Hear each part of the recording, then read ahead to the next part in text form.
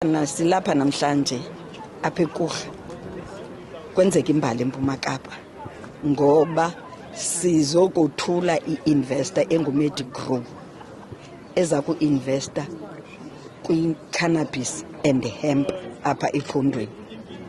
Yaye sisebenza nemasipala njengoba ubuzile into ecollege. Le college iza kwakhiwa eNtabankulu.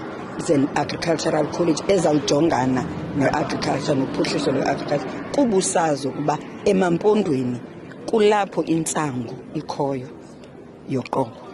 Ngoku ke la college ayizujongana only nezolimo zodwa kodwa izaba nalo isebe elijongana ncakasana nentsangu.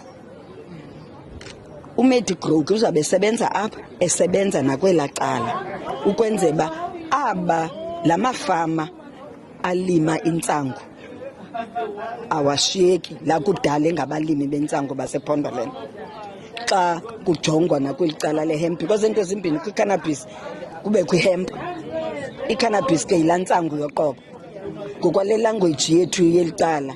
I-hemp yilanto kuthiwa idyadya ayiyo le ayiliqobelo. Yile ke kuzabe kusetyenzwa ngayo apha but kube kusetyenzwa nakwela cala ukwenzela uba ukhe wazidibanisa izawuxubeka leya intsangu yasemaMpondweni. So ukwazi udibanisa ihemp ne-cannabis uzilime futshanelene funeka zohluke.